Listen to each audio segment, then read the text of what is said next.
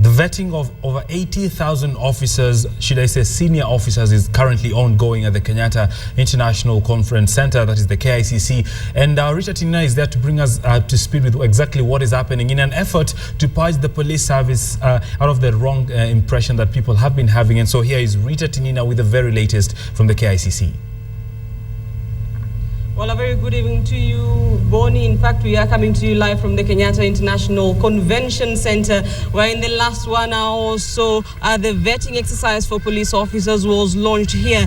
It was an exercise that was attended by, among others, the Cabinet Secretary for Interior and Coordination of National Government, Joseph Olenku, the Principal Secretary in that ministry, the Inspector General of Police, officials from the Police Service Commission, as well as other senior police officers.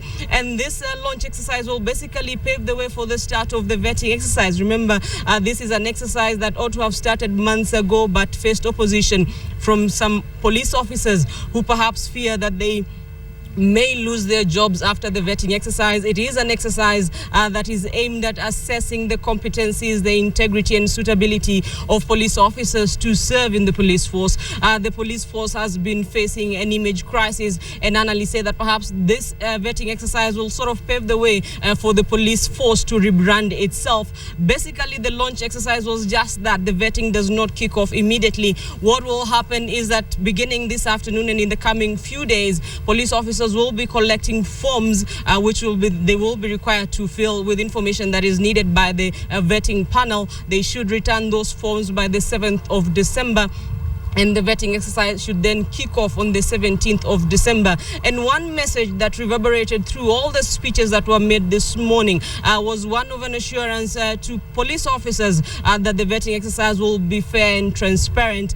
Johnston Kavuludi, the chairman of the Police Service Commission, making an assurance that the vetting panel will be able to distinguish between vendetta and fact. Members of the public have been requested to give any information that will assist the vetting panel in its exercise. The vetting panel will also be depending on other agencies such as the NSIS, the Independent Police Oversight Authority, the Ethics and Anti-Corruption Commission, to give it information regarding the officers who will be vetted. And just let's listen in on what Johnson Kavuludi and the Minister for Interior and Coordination of National Government had to say during the launch of the vetting exercise. Take a listen.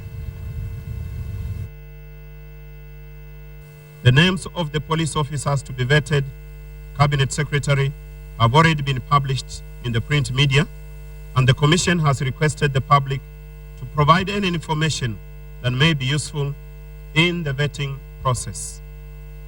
Ladies and gentlemen, in the event that some of the members of the service are found not to be suitable and competent to be retained in the service, the Commission has already made proposals to the Cabinet Secretary for Interior and Coordination of National Government for their honorable exit from the service.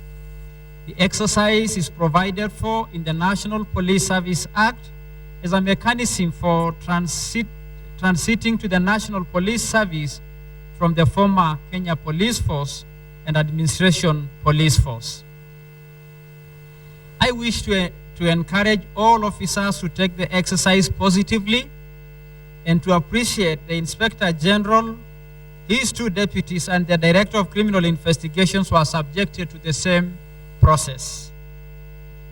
Ladies and gentlemen, I am reliably informed that the first batch of officers to be vetted this month include 31 senior-most officers in the ranks of Deputy Commissioner and Senior Deputy Commissioner of Police. I want to say that this is the way, and it should be, because all these levels, the police carry great responsibility regarding the manner in which policing services are delivered to the people of Kenya.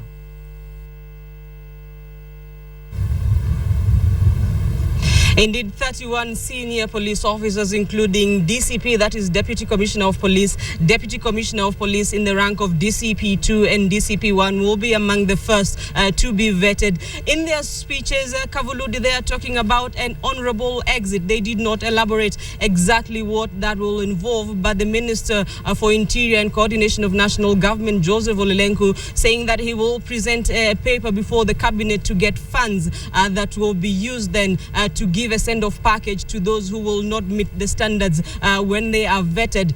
There is also the provision of reviewing the decisions. If a police officer perhaps is not satisfied by the outcome of the vetting exercise, they said that they can have their decisions reviewed. But the message that ran through is that there will be a send-off package for those who will not be able to meet the integrity, the competency and suitability standards of the vetting. Boni and Edith.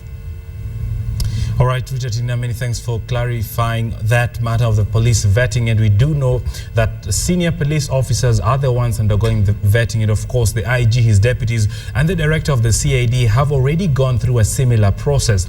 We also know that there is an elaborate process of safe landing for those who will not be suitable enough to be retained in the force. And we also know that those who feel dissatisfied by the decision can indeed have a review of that particular matter.